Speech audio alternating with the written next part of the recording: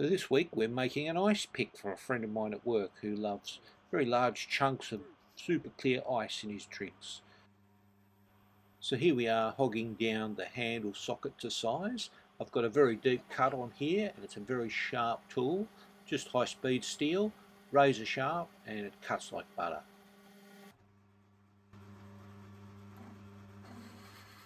Now we drill it out and bore it out to size so it fits the handle.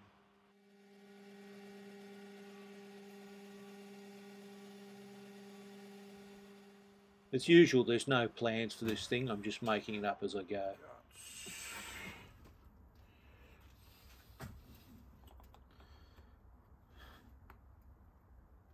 Yeah, that's good.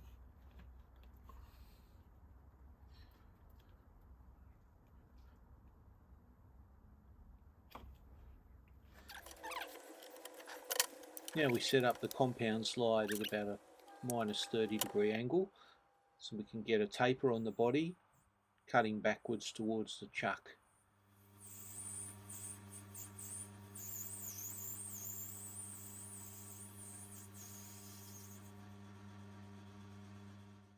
And it's over to the milling machine where we're going to use the fly cutter to flatten the sides of our ice pick body.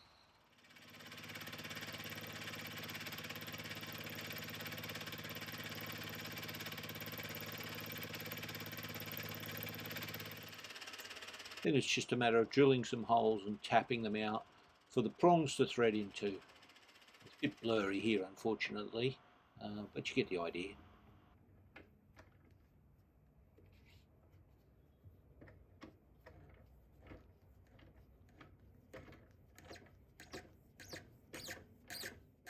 We're back in the lathe using the 4-jaw chuck and some copper jaws so we don't mark the brass, and we're just drilling it out, putting a thread in the end so we can put a tang through which will thread in both ends and hold everything together.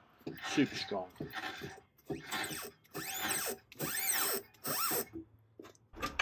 Maybe it's not a tang, you could call it a drawbar, I guess.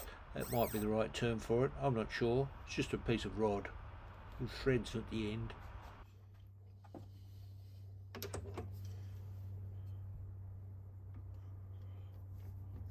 Okay, I think this needs a bit of explanation of what's going on here. I've got the handle clamped there in the 4-jaw, and I've got the steady rest here with this, I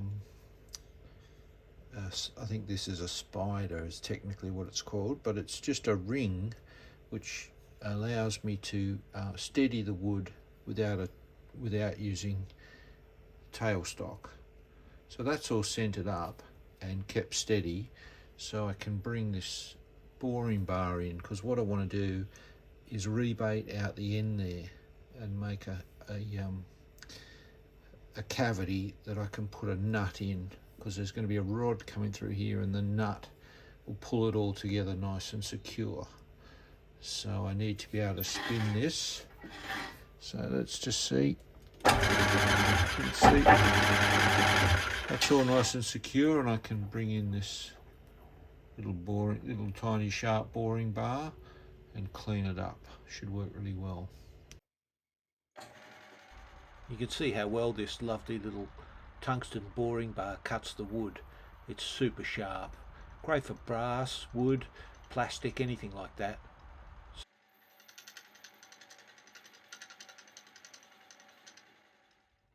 Here we're turning down another piece of brass for the pommel nut, which will go in the back of the handle.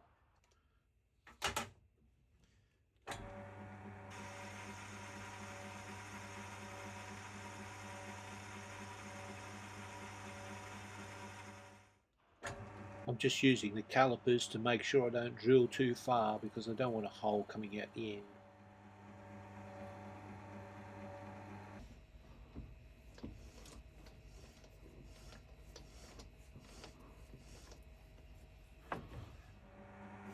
And now it's just a matter of parting off the brass to length with the parting tool.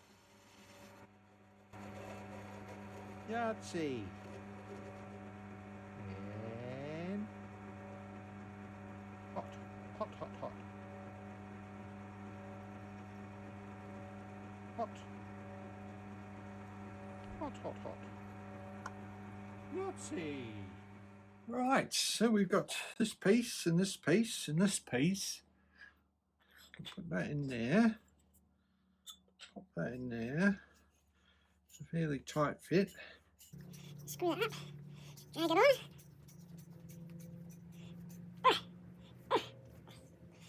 Yeah. Here we go. Just need some prongs now. Okay, so here we're setting up the tornado turning tool, which allows us to cut the shape of the prongs by hand using a template which I make from a piece of steel which we bend, and we use the shape of the bent steel to give us a nice curve. So here I'm using my Tom Lipton style Allen key to pull the compound out of the cross slide, and we're putting in the tornado base which has some precision holes in there which we can anchor the tools to and the templates to. Tightening that up. No comments about my headphones, please.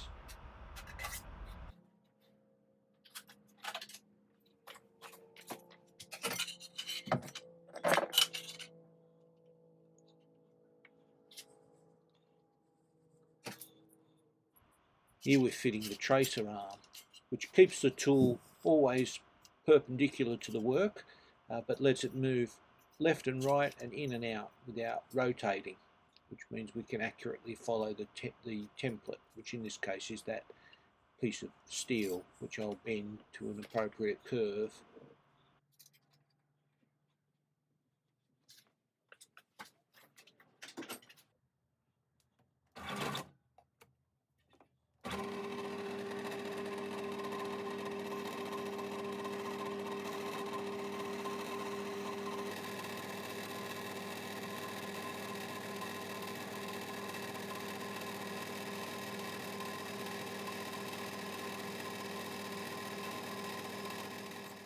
So we slowly reduce the material, remove the material till we get to the size we want. And I start at the end and I just move the template in towards the left, and it cuts deeper and deeper as it goes, because towards the base there you can see it's the same width as the rod. And I'm just cleaning up with a file and a piece of emery, and they all came out very similar. We're breaking out the oxy torch, in this case it's oxypropane, to heat up the tips to red hot. It's drill rod or silver steel, which is water quenching, so when they're red hot I'll chuck them in that bucket and we should end up with something that's pretty hard.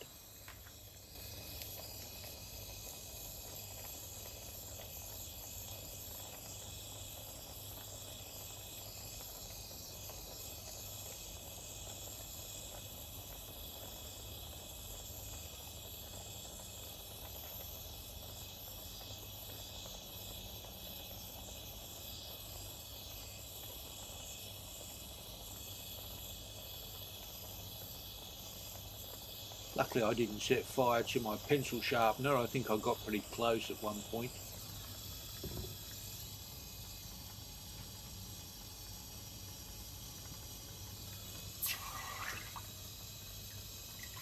Now if we leave the tips like that, they'll be very brittle and would probably break. So we clean off the oxide so we can see what colour the metal is, and this time I'm just using the propane torch to temper the tips to a blue colour.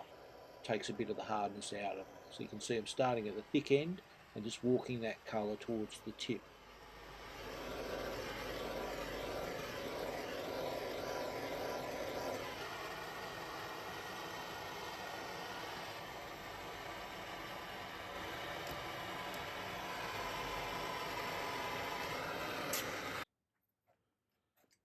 Not bad.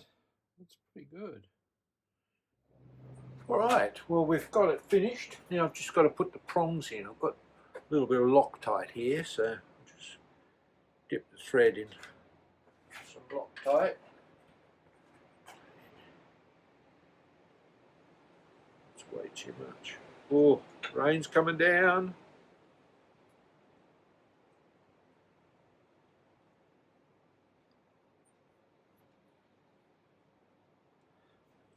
one.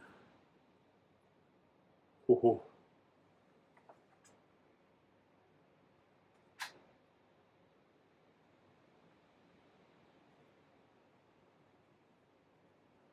That one, two. Oh, Loctite everywhere. And the third one. So these have been hardened and tempered. Just nip them up with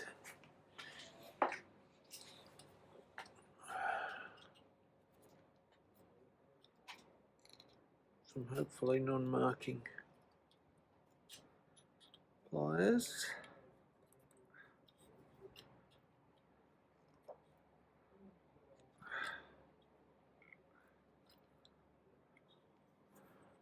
There we go. We'll wipe off the excess, I guess. Bit of a cloth there.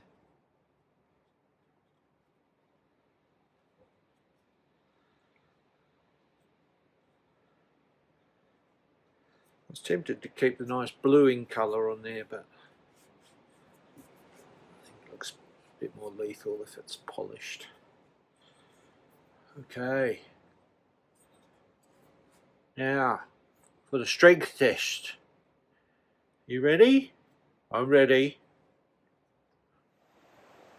Okay. Got a nice piece of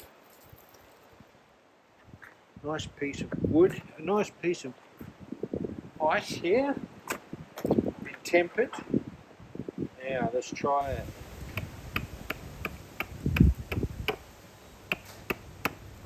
It's not about what the ice does to the ice. It's not about what the ice pick. Let's just make some ice. This test is not about what your blades do to that staff, what that staff's going to do to your blade. Oh baby, that's good.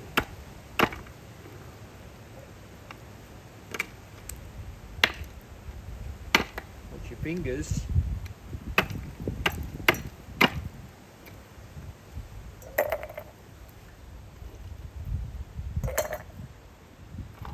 Yeah, that's going to be a good thumbnail.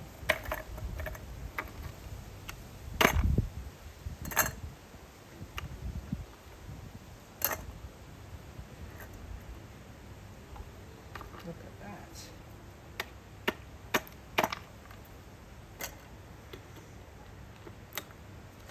A success.